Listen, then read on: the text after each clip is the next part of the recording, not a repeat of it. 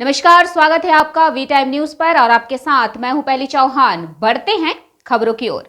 Farakka block महिला तृणमूल कांग्रेस के आह्वान पर लक्ष्मी भंडार का भत्ता 1000 रुपए कर सरकारी कर्मचारियों की सैलरी बढ़ाने सहित विभिन्न सरकारी परियोजनाओं का लाभ दिलाने के लिए फरक्का बंशी की ओर से माननीय मुख्यमंत्री ममता बनर्जी को धन्यवाद दिया जा रहा है। फरक्का विधायक मोनिरुल इस्लाम, पूर्व विधायक मोइनुल हक और तृणमूल राज्य उपाध्यक्ष ब्लॉक अध्यक्ष इलियास शेख, अंजुआरा खातून, स्वप्ना खातून, मोइनुद्दीन शिबरापाल और कई महिला नेता मूल रूप से लोकसभा चुनाव से आगे थीं। इसलिए महिला तृणमूल की ओर से फरक्का ब्लॉक ने महिलाओं को प्रचार के लिए बुलाया घर घर तक। इन सभी महिलाओं को महिला तृणमूल पार्टी से अच्छी प्रतिक्रिया मिली है।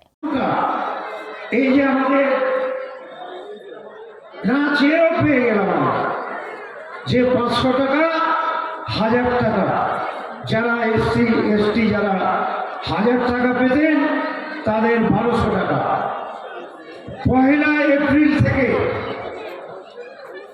কাউন্ট হবে। 1 মে আপনাদের প্রত্যেকের অ্যাকাউন্টে টাকা ঢুকে যাবে।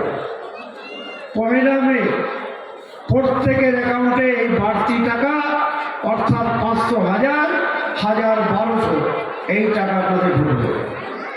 গোষ্ঠীর মহিলাদের জন্য যারা রান্না বান্না করেন 1500 টাকা ছিল, সেটাকে 2000 করা হয়েছে। যে সমস্ত বাংলার শিক্ষকরা যারা কথায় কথায় মমতা ব্যানার্জির সমালোচনা করছিলেন, আমাদের জন্য কিছু করছে না।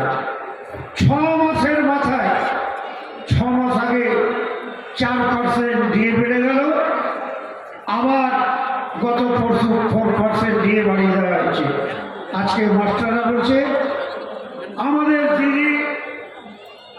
দিদি ছাড়া আমাদের গতি নেই, দিদি আমাদের মানবিক, তিনি আমাদের কথা ভাবেন। আজকে দেখুন আপনারা, যারা যে সমস্ত শিক্ষক যারা চাকরি পায়নি, যারা মাসের পর মাস ধর্ণা দিয়েছে, বারবার মুখ্যমন্ত্রী অনুরোধ করেছে ধর্ণা দেবেন না, হাইকোর্ট রিক্রুটমেন্ট বন্ধ রেখেছে, যেদিন হাইকোর্ট পারমিশন দেবে আমরা মাস্টার নিয়োগ করে দেব।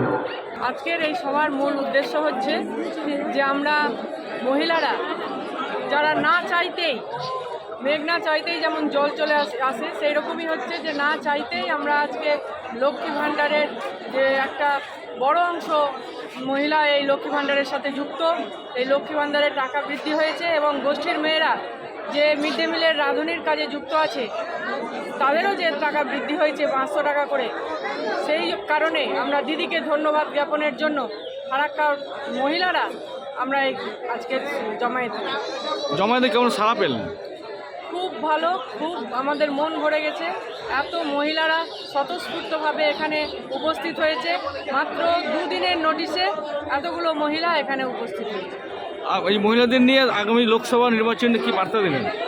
আমরা বার্তা দিতে চাই মহিলাদেরকে, যে মহিলারা এখানে এসেছে তাদেরকেও আমরা বলেছি যে আপনারা যারা এসেছেন আমাদের বক্তব্য শুনলেন, তারা তো শুনলেনই, কিন্তু আপনার যারা প্রতিবেশী যারা এখানে এখনও আসতে পারেনি তাদেরকে গিয়ে কিন্তু আপনারা অবশ্যই বলবেন যে আমাদের যে এইভাবে উন্নয়ন করছে, বিশেষ করে মহিলাদের জন্য, মহিলা মুখ্যমন্ত্রী আমাদের রাজ্যের মহিলাদের জন্য যে বিশেষ উন্নয়ন করছে, সেই মুখ্যমন্ত্রীর পাশে আমরা দাঁড়াবই। এই আসন্ন লোকসভা নির্বাচনে মুখ্যমন্ত্রীর হাত শক্ত করার জন্য আমরা সমস্ত মহিলা একজোট হয়ে ঝাঁপিয়ে পড়ব। তৃণমূল কংগ্রেসের ডাকে আজকে আমাদের সভা এসেছিল।